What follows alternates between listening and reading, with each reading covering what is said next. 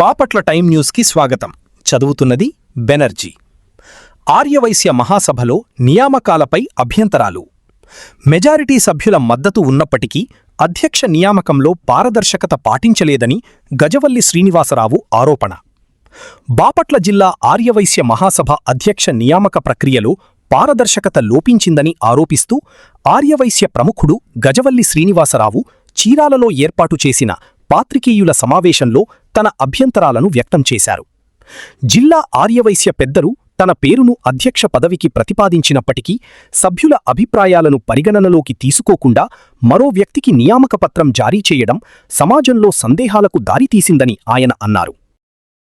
బాపట్ల జిల్లా ఆర్యవైశ్య సోదరులందరికీ నమస్కారం. మన చీరాల నియోజకవర్గం నుంచి మన ఆర్యవైశ్య పెద్దలు అందరూ కలిసి మన బాపట్ల జిల్లా ఆర్యవైశ్య మహాసభకు అధ్యక్షుడిగా నన్ను ప్రపోజ్ చేయటం జరిగింది. మనకి గతంలో 25 మండలాలు ఉండగా ఈ రోజున ఒంగోలు వారు వచ్చి మన ఆర్యవైశ్య సోదరులు 5 మండలాలు ఒంగోలులో కలుపుకోవడం జరిగింది. అందుచేతన మన మండలాలు 20 మండలాలు అయినాయి. ఈ 20 మండలాలకి 20 మంది అధ్యక్షులు ఉంటారు. వాళ్ళకు ఒక బాడీ ఉండిద్ది.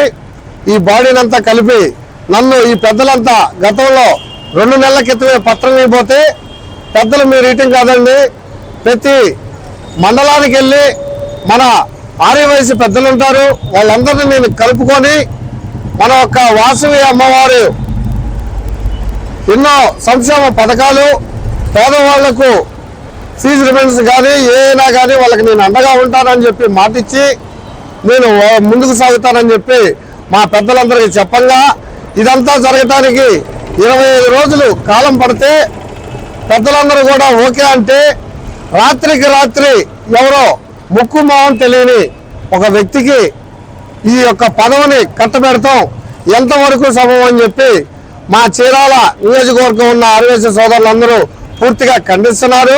ఈ 16 మంది నాకు ఓటు వేసినందువల్ల వాళ్ళు కూడా దిగ్బంధికి గురయ్యారు. ఎందుకంటే ఈ వాసవి అమ్మవారు ఈ యొక్క అధికారంగా జిల్లా అధ్యక్షుడు పదవి ఇవ్వటం అనేది పెద్దలందరూ సమక్షం అవుతేనే ఇస్తారు.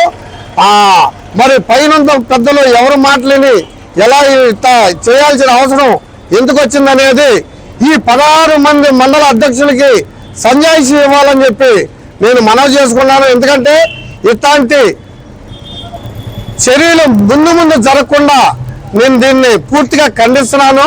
ఒకరికి ప్రపోజ్ చేసినప్పుడు మీరు మమ్మల్ని పిలిచి అయ్యా అట్ట కాదు అలానే 10 మంది పెద్దల ముందు కూర్చోబెట్టి ఇది అనేక కారణాల వల్ల ఇస్తున్నామని చెప్పి మీరు చెప్పాల్సింది పోయి ఏమి తెలపకుండా దొడ్డిదారకుండా మీరు పత్రం ఇచ్చి మాకు ఈ పత్రం ఇచ్చారని చెప్పి నియమ పత్రం మీరు చేయడం ఆశ్వాసంగా ఉంది.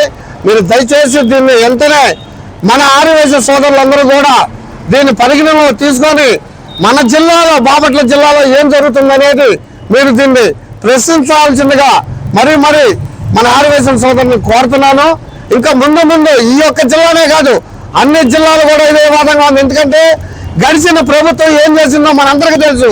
ప్రతి వాసవి సత్రం ముందు రాజకీయం చేసి అమ్మవారి సొమ్ముని దొంగలు ఎట్ట దోచుకు తిన్నారు. ఇక ముందు కూడా ఈ ప్రభుత్వం వచ్చిన తర్వాత ఇట్లాంటివి జరగకుండా ఉండాలని చెప్పి మన ఆర్యవైశ్య సోదరులందరూ కలిసికట్టుగా ముందుకు నడుద్దామని చెప్పి మీ అందరికీ నేను మనవి చేసుకున్నాను. జై వాసవి, జై వాసవి.